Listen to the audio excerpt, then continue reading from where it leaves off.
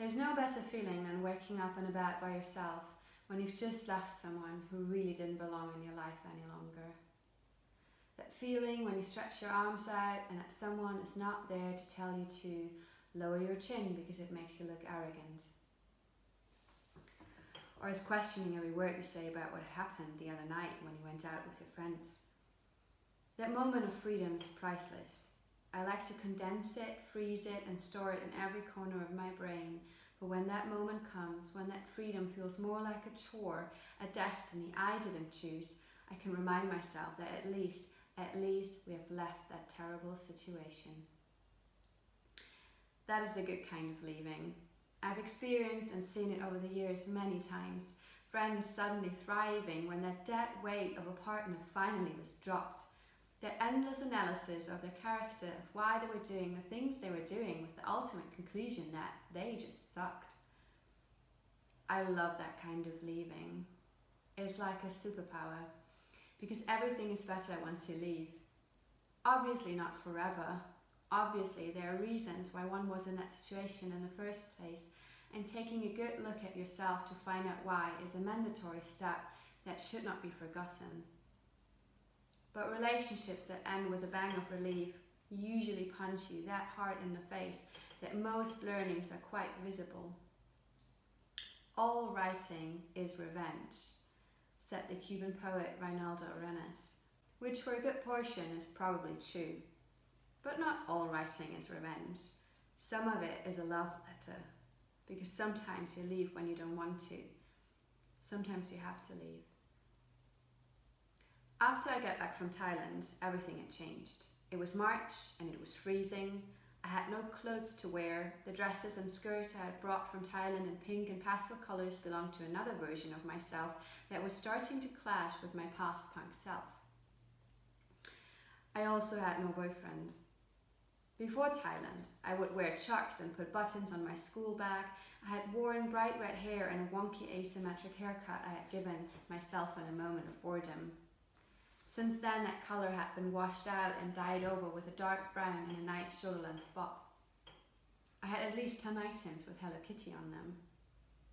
Looking in the mirror next to our front door, wearing a thick black parka and under it a pink t-shirt and denim jeans that had flowers stitched on them, waiting for my not yet ex-boyfriend, I had an identity crisis. Everyone had always been preparing us for going abroad and the culture shock we'd for sure encounter. Coming back had never been something I'd given much thought. I was freezing in my parka as we took a walk to the bench, our bench in the nearby forest. The one where we had sat 2 years before on our first date and me exaggerating my life story a bit.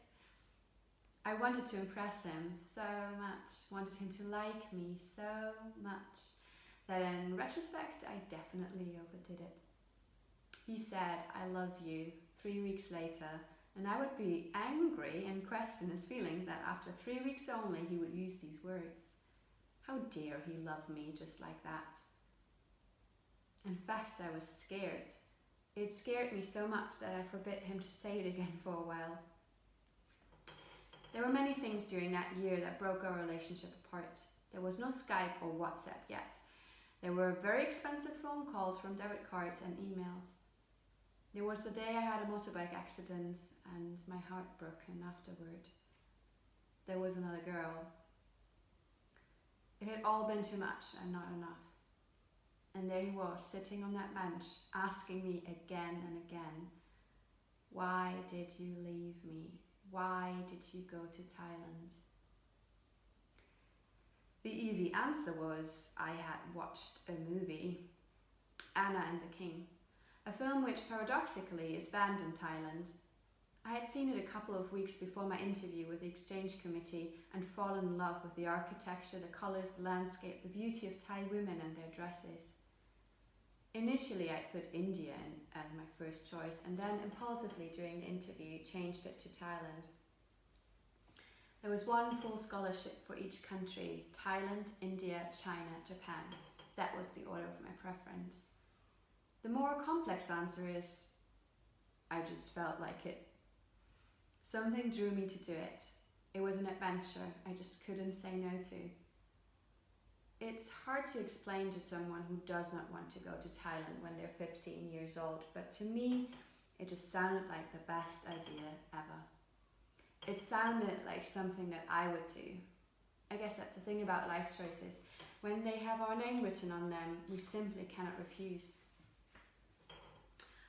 I do sometimes think about what would have happened if I had stayed. And there was once or twice a moment where I regretted my decision, as it had caused some people a lot of pain, including myself. But what I regret today is not leaving to pursue something that was important for myself. To love is to cause each other pain. It's inevitable. The only thing that I regret is I wish I had loved more. Thank you. This was an essay from my book, Things I Have Noticed, Essays on Leaving, Searching, Finding. I wrote it in the midst of the pandemic last year and self-published it with the great support of Kickstarter. And you can get it at the Taibronga bookshop or online on newsletterpublishing.com. You can follow me on Instagram at Sophia Hembeck. And I also write a weekly newsletter called The Newsletter. It comes out every Sunday. It's personal essays, observations, and it's on thenewsletter.substack.com. Thank you so much.